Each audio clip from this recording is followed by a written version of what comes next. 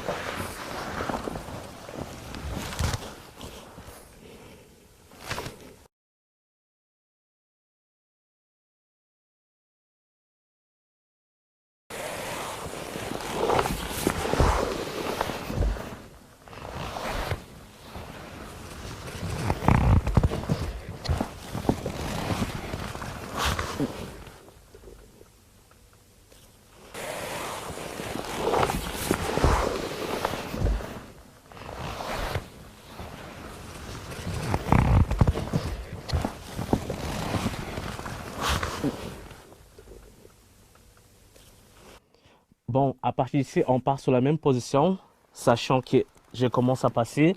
Le gars, il a senti que je l'ai passé et il commence à se fermer et il pousse mes fesses et il croise ses jambes sur mon pied. À partir de là, je me sens haut sur lui. Son coude, il est fermé.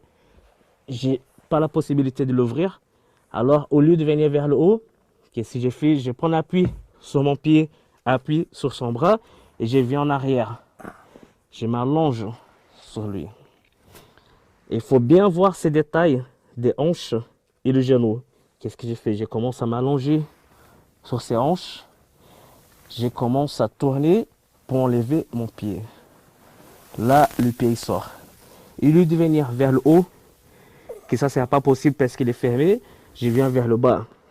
Je pousse sa jambe avec ma cuisse, avec mon ischio. Et je commence à venir face à lui. Et je pousse, et je pousse. À partir d'ici, j'ai pu commencer à ouvrir son coude pour rentrer mon genou et continuer à pousser. À partir de là, main derrière la tête, j'ai pu tenir main et main. Ou sinon, j'ai pu garder une main par terre et l'autre, je lève son épaule en le gardant en position de 100 kg.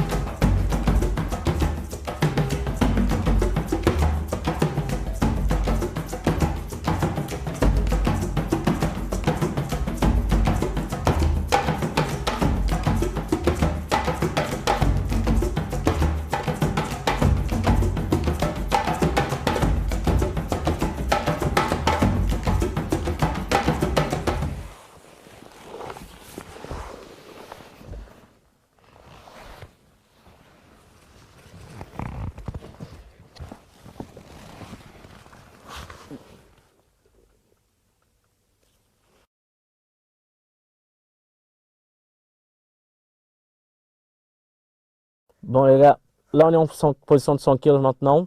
On peut travailler avec la main à l'épaule. Pourquoi la main à l'épaule? Parce que ici, c'est un point d'appui qu'il a besoin d'utiliser pour sortir. Quand on lève son épaule, là il est moins d'appui. Ou sinon, on peut travailler en pression, main et main, en train de fermer bien les coudes et la pression vers le bas. À partir d'ici, on peut travailler aussi avec la main à l'épaule. Et quand les gars ils commencent à sortir ses hanches et mettre l'avant-bras sur mes hanches pour me pousser, qu'est-ce que j'ai pu faire? Le ciseau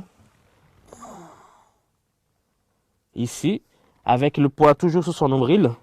Et après, on va travailler d'ici pour pouvoir ouvrir son bras et que je puisse rentrer avec ma jambe. Toujours avec la pression sur le nombril ou sinon les côtes. À partir d'ici, on peut travailler pour passer de l'autre côté de la tête. Comment on va travailler ici? On est là. La main qui était ici en train d'attraper son triceps, je lâche parce qu'il y a ma jambe qui peut bloquer son bras. Je pose la main de l'autre côté de sa tête pour qu'il ne puisse pas décaler. D'ici, je pose mon genou au sol. Je commence à faire moins de poids sur son corps. Je ramène son épaule Et je rentre mon avant-bras sur ses poitrines pour faire de manière que son corps reste sur le côté. Et à partir d'ici, je commence à passer sur le côté. Toujours pression, je commence à passer le coude et commence à suivre mon corps. Et le coude suit tout le temps. À partir d'ici, la jambe elle vient en arrière, le bras il rentre. Et ces bras qui étaient là, j'ai fait l'esgrime. Et là, j'inverse les jambes. Je suis en position de 100 kg, mais de l'autre côté. À partir d'ici, on peut travailler pareil, main à l'épaule, bras et bras en position normale. Ou sinon, on commence à venir pour attaquer.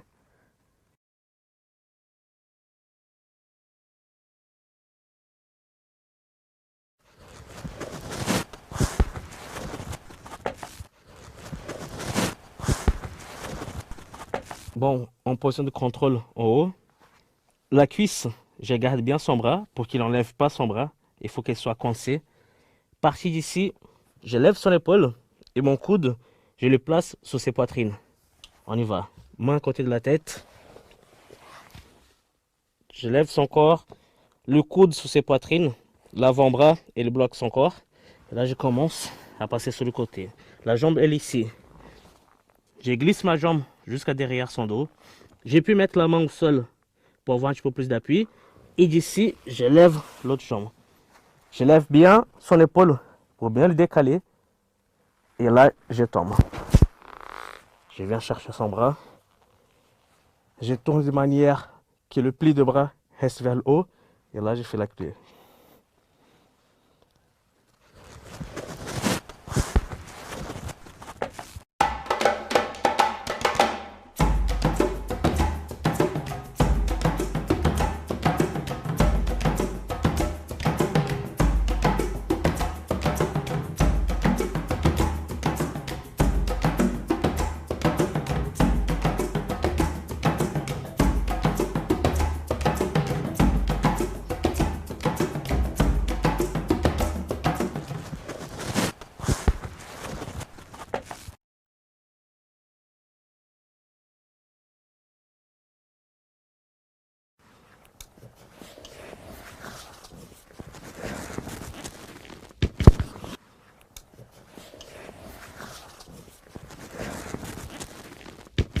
Bon, on est en position de contrôle en haut.